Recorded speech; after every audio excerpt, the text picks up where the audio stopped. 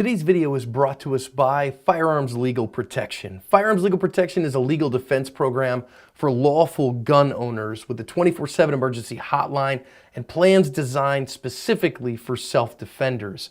They are offering a discount on their plan to Ask fans, so hit the link in the description for that. And also keep in mind, let's not overweigh the importance of making a good impression on the police officer. I think it's important. Okay. But at the end of the day, that's not the person making the decision. That's not the person with the law degree. It's going to be a prosecutor. It may very well be a group of prosecutors. If it's a serious case, there could be a review board or something like that. A grand jury? Yeah, a grand jury. So that's the decision-making entity in the case. And so I'd be less concerned, not unconcerned, but less concerned about making a good impression on the police officer than I am about trying to convince the prosecutor not to charge the case. So what's so hard? You get usually plenty of time between the shooting and that decision. Yeah. It's very easy for a person to come into my office, tell me the story, and let me call that prosecutor. And I've even called the police officers in the past. Say, hey, I know my guy didn't make a statement. Let me tell you some things.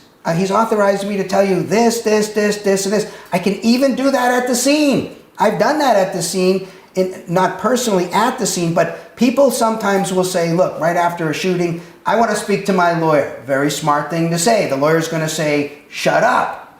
But then the lawyer's going to say, at least Marc Victor is going to say, hey, are you in a place that you can talk privately? Because if you're not, tell the officer I'd like to speak with you privately. If you are, what the hell happened? Right. Hey, by the way, this happened, that happened, this happened. This is probably a good shoot. Maybe we want to preserve the... Hold on. Put the officer on the phone. Hello, Officer Friendly. I'd like you to preserve some evidence. There may be some witnesses there. What have you lost? 10, 15 minutes? Not much time at all. Not to mention that most officers are going to show up, put yellow tape around the scene, and you're not going to have an unsecured scene. As soon as they show up, and they secure the scene, they make sure they're going to make sure that the evidence is not being tampered with. You know, I have heard from most cops, Mark, that they won't let somebody get on their cell phone when they're in the middle of an investigation because they worry about them bringing buddies who are bad dudes because they're dealing with bad people for the most part too. Some states vary here. In Arizona, for example, the rule is that the police have to let you talk to your lawyer as soon as is reasonably practicable, which basically means when you're no longer interfering with the investigation. But you know, this provides a great argument for the defense attorney. Hey, I asked to speak with my defense attorney and I was told I couldn't. Right. So later on, if there are statements or if things are done or whatever, the defense attorney has an argument to say, hey, wait a second, he was deprived of his right to counsel. And therefore that's not admissible or whatever. There's an argument there. Right now, some states have different rules on this. Officially, so you know, the right to counsel doesn't attach until you're formally charged. But state constitutions and state statutes provide other rules. There's also Miranda and other things like that. So it's always a good idea to say, I want to talk to my lawyer. And any officer who would consider that making a bad impression upon him isn't a very good officer in the first place. I think, and I would say the vast majority of officers understand that. I have had on many occasions shootings occur. People didn't make a statement. They called me. I talked to the officer, and we have successfully avoided charges. I had two probably in the last year that were looked at for first-degree murder cases where the person died, no charges as to both. And so it happens. I mean, for the most part, prosecutors do a decent job at deciding whether to charge or not. Grand juries is a slightly different question. So I've already mentioned the fact that it's not your burden to prove anything. I mean, Mass presents it a little bit like, you know, you've got to do this and you've got to do that so you can sort of prove your case that you're the good guy. This reverses the burden of proof. You don't have to prove a thing. The question in a criminal case is not whether the defendant proved anything. Admittedly, we defense attorneys want the jury to believe that our guys are good guys or good gals, as the case may be. But I can stand up in front of the jury and say, ladies and gentlemen, I don't have to prove a thing here. The question isn't that. The question is, did that prosecutor prove beyond a reasonable doubt every element of this offense? And if the evidence is missing, they have trouble proving the case. If the evidence is tampered with, if somebody walked off with the shells, it creates doubt. And for us defense attorneys, we like doubt. We love doubt, in fact. Yep. We survive. Plausible alternative theories help. We live in the area of reasonable doubt. So, let's see. I wrote here, comment on failure to talk to the police, the two predators. I think we covered that. The other thing is, you know, when Mas mentions that he sort of assumes that, well, they already know you're the shooter. Maybe, but maybe not, right? I mean, you don't know. Sometimes it's not so clear. The police may show up and there's a dead body on the ground and you might be there. There may be other people there. Maybe there's not other people there. There can be questions about whether you were the shooter or not. I could easily see an argument, ladies and gentlemen, so-and-so was certainly shot and dead. Maybe the gun was found at the scene. Where's the evidence my guy is the guy who shot him? Why would you give that up? I'm having a hard time arguing with that, but it feels wrong to me, Mark. Let me tell you, well, I can tell you why it feels wrong to you, because I think you are starting from a different spot than I'm starting from.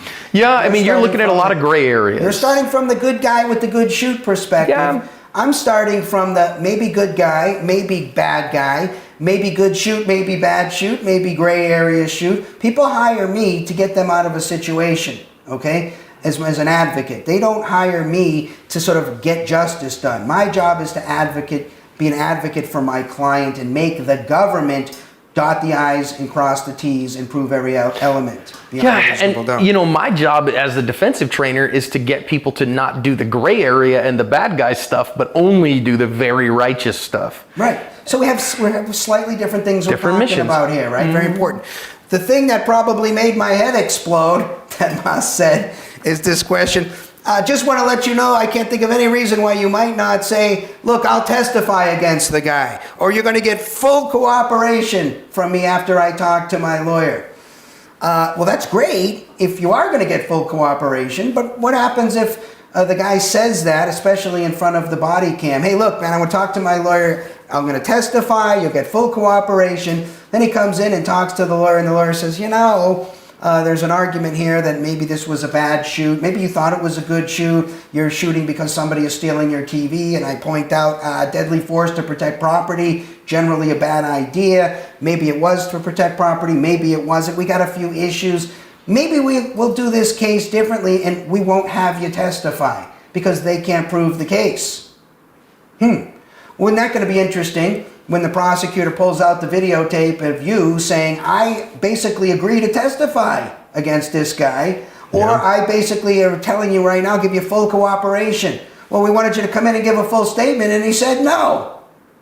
Now, there's arguments that this may still not be admissible, but there's also very good arguments that this may be admissible because you have sort of opened the door to this by saying to Officer Friendly, who may turn out to be Officer Unfriendly for all you know, right? Because cops sometimes look, hey man, we know this is a good shoot. We're on your side. We just want to wrap this thing up and we just need to get your statement, right? Police officers can lie to you. They may be thinking, hey, we think he's a bad guy. For whatever reason. So when you make that statement, you basically have predetermined the lawyer's decision with the client to testify or not at the trial, or to give a full statement or not at the station later on, or to go down and do something else, you know, that you may or may not want to do. Full cooperation means prosecutor calls you up and says, hey man, come on down with your defendant. We got questions to ask and things to this and that.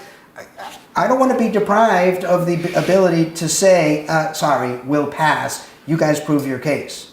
So I guess what I'm hearing there is it's wiser, if you're going to go Mas's route, to say before making any statements, I invoke my right to speak to counsel.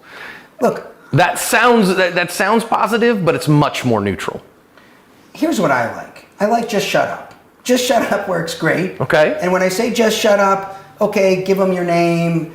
They have a right to that information. They're going to print you and find that out. But what happened? Who's the good guy? Who's the bad guy? Sorry. In a very nice, respectful way. I even tell people to say, look, I got a buddy, Marc Victor. He's a buddy of mine. Marc could kill me if he caught me talking to the police without him. If Marc says it's okay, I'm happy to talk to you, but I like to call Marc first. Something like that, right? In a nice way.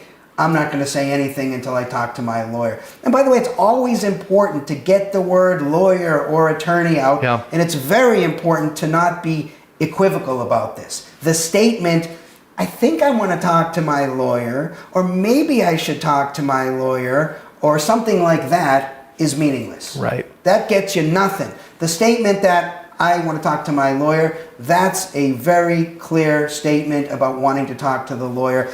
And then later on, if they get you to make a statement, there's a very good argument it's coerced, right? Because you said you wanted to talk to the lawyer. There's a good argument to suppress that statement. It's best just to shut your mouth. Let the lawyer speak on your behalf, or, as I have done in some cases, like the Steinmetz case, which had a lot of national publicity. If you remember, and Steinmetz, by the way, I should note, has given me permission to talk about his case publicly. But Steinmetz didn't make any statement at the scene. He kept his big mouth shut. He got charged.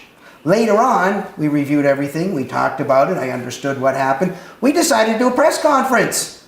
We called the press. We called people. People came to the law firm. And Mr. Steinmetz made a statement to the entire world. No problem. Because we talked about it. We saw what the evidence was. Ultimately, case dismissed, all charges dismissed, AR-15 returned to Steinmetz, and petition to clear record granted. Everything sealed about the case. Not even in his police report records. Sealed. So we got everything you could possibly get under Arizona law. He kept his mouth shut. It was the right thing to do. He still made a statement. He made his first impression. He just made it later. Made it at a different time. He made it at a different time. So, and I guess I would just sort of end by saying the other thing that I worry about, just because I've been doing this 26 years and I've represented I don't know how many thousands of people in major cases, and I should note, absolutely, one of the most common things I say to people is, man, if you had just kept your mouth shut, there's a real good chance I could either A, beat your case, or B, get you a much better deal than you're looking at now. But because you opened up your mouth, I can tell you that said a lot. I also get a lot, yes, I did talk to the police, but that's not what I said. I've got many cases. I even had one shooting case where my guy said that. He said, I never said that statement. That was in quotes in the police report. Fortunately for him, it was a recorded statement, and I got the recorded statement, and absolutely true. He never said that. But think about if that statement had not been recorded. Yeah, if it wasn't on body cam, that was trouble. It's sometimes keep your mouth shut. And then the point I wanted to make is I think Moss is assuming, maybe in good faith, that you'll follow his advice and only say those 5 things. But as you point out, as we so lovingly refer to it as diarrhea of the mouth, people get talking. And why do they get talking? Because police officers are very good at getting people talking and keeping them talking. Well, and the cortisol effect after deadly force is used and you had an adrenaline dump. Adrenaline's not a bad thing, but the cortisol afterwards gives you the shakes and all that stuff, and that affects your brain chemistry, and you will talk to process that epinephrine dump out. And once the police officers got that Pandora's box, your mouth, opened, they're going to keep it running. They're going to keep asking you question and question and question, and they're going to get you to say things very likely, far beyond what Moss wants you to say. So how do you avoid that? Keep your big mouth shut. Well, friends, you have heard the thorough rebuttal from the criminal defense attorneys. I put them both out there because these are kind of the 2 paths that we see it diverging on. Man, for me and mine, I think the higher trained you are, the more verbally agile you are, the better verbal communicator you are, you might be able to get away with it. But boy, err on the side of caution. And just like we tell you to err on the side of caution with force, I'm going to tell you to err on the side of caution with what you say. Yeah, I think the potential upside of the things that Moss is talking about, making a first impression, these are very limited upsides, right? Because the cop could say, hey, this guy's a great guy. The prosecutor may say, sorry, he broke the law, and I don't care. That's the way I see it. So a limited upside to opening your mouth, although I recognize there could be some upside, huge potential downside. Yeah. Right? So as a general piece of information, look, if you want to call me up right after your shoot and say, here's exactly what happened, I could give you more information, but even then, I'm going to want about an hour to go through it with you, right? And how do I know that what you're telling me is accurate facts? You might be mistaken about facts. There could be 5 other witnesses who see things differently. People honestly tell me in good faith what happened, and then they're shocked sometimes when they see the video. They say, wow, I remembered it completely differently than that. I think because of the stress of the thing, they may not have an accurate recall of everything that happened. And you know how the prosecutor is going to present that. You're lying. So cost-benefit analysis here. You said something that I think really maybe shifted my thinking here just now, Mark, that if you say nothing, there is a very limited risk. The risk is very limited. The potential payoff is great.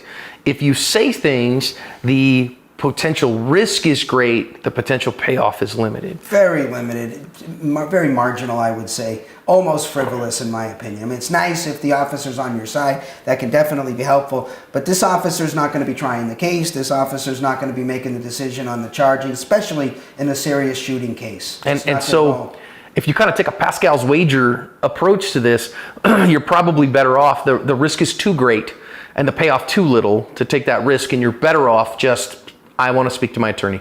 And then your attorney can do that stuff. Mark, man, this is great discussion. Thank you, my friend. Yeah, it's a fun discussion. It would have been great to have it live, and we could have gone back and forth and talked about the things that I'm sure we have many, many more points of agreement than disagreement. But the disagreement points are always the fun things to talk about. Agreed. Thanks, guys.